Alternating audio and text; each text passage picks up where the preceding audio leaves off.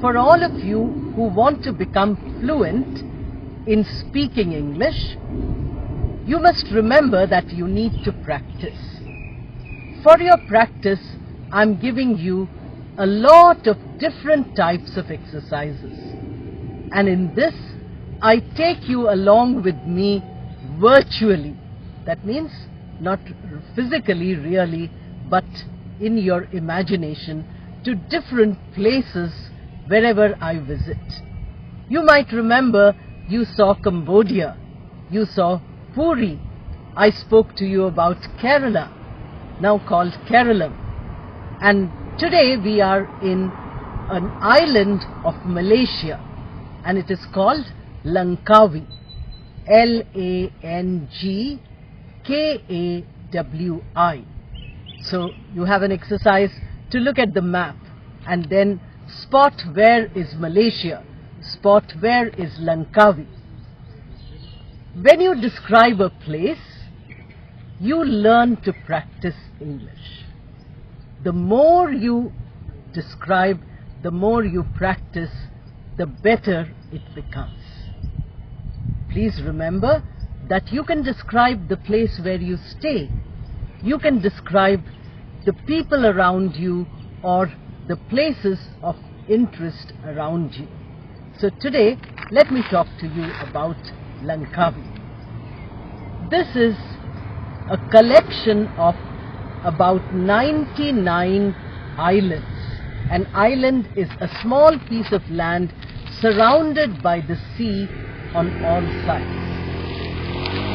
So here are 99 islands, of which I'm standing on the main island of Langkawi. Not all the islands have people, they are just there as barren with mountains. You can see some mountains all around. The sea is also here very powerful. When you arrive at Langkawi by flight or by a cruise ship, you find that they tell you this is the birthplace of Malaysia. Why do they say that? Because geologists tell us. Geologist is a person who studies the history of the earth, how old the rocks are, etc. So geologists tell us that this Langkawi island is 550 million years old. 550 million years. And from it, the peninsula of Malaysia was formed. Peninsula is a long piece of land where sea is on both sides. Like we have the South India as a peninsula, the Indian peninsula. Now Langkawi is on the northwest part of Malaysia. If you look at the map, you will find that. Langkawi is very peaceful with very nice people who depend on tourists. So when people come from different parts of the world, they get employment, they get their livelihood. So more and more tourist spots have been developed. You have here many ships which take you, many boats which take you for the sunset cruise or the sunrise cruise, because on both sides there is sea. You can see the sunrise and the sunset. Then you also have a geopark, which is a UNESCO heritage site. It's very beautiful. Langkawi is called, because it's a collection or chain of islands, it's called archipelago. Archipelago might be a new word for you, where the stress is on pal, that is the syllable in the middle of the word. Look up the word, look up the spelling. I'm not telling you all that now because there are many other things to tell you. So this park, which is the Geo Park, which is a heritage site, is very beautiful. You find that there are places where you can see many eagles. points where there are eagles is something which you need to experience, because eagles are very majestic birds. Then as you are going around the island, you take a boat to go around them. You find something called as the crocodile cave. There are no crocodiles here. The cave's shape is like a crocodile. You also have a ropeway where there is a cable, and they have small cable cars which take you up the mountain. Sometimes it's very frightening, so many people might not go there. At other times, the cable car is very enjoyable because you can see the entire nature around.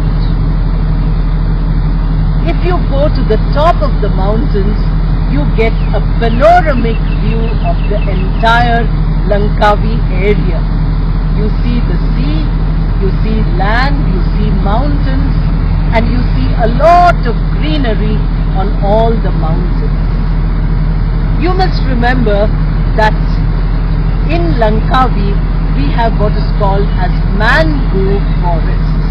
Mangrove forests are trees which can grow in salty water, and they are very useful because they help to hold the land.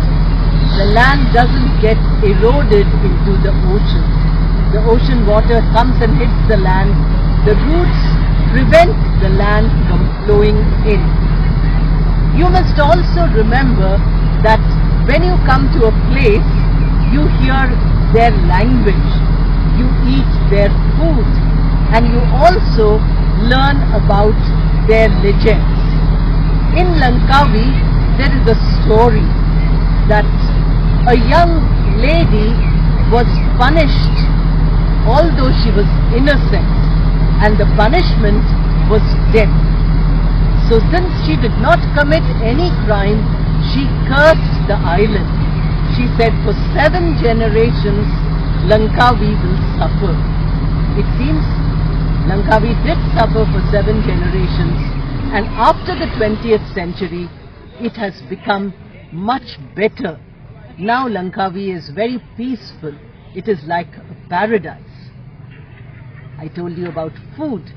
The food here is different from food in other parts of the world. So if you come from a different country, you can taste the local food. You can find that the food will be something which is new to you, and it might be something which you enjoy having. They have a lot of noodles. This is very common. They also have rice, which is called as nasi, N-A-S-I.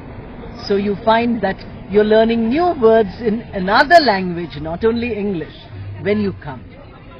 People here speak their own language, but you must remember that because of tourists from different parts of the world, they learn English also sometimes. Sometimes they make mistakes in English. They say, no coming, that means, are you not coming? They use the negative in a place where it should not be used. So when you want to practice your English and you hear somebody using English which is not correct, you say, oh, now I can spot this is not correct English, and let me see if I can correct the English and use the correct sentence. In this way, you get benefited. Now you also learn about culture. When we visited Langkawi, it was the holy month of Ramadan. So every person here very purely and spiritually keeps all the fasts which are there for this holy month. Most of the places are closed during the day because they have to keep the fast, they have to keep praying, and then in the evening, after the sunset, we find that everything opens up. you have a wonderful time looking at this. And one of the important points of Ramadan is iftar, so you get a lot of food for this. When you describe a place like this, you describe various aspects. Look at the amount of English you are using. Look at the number of words which are used, which you may have heard before or which you may not.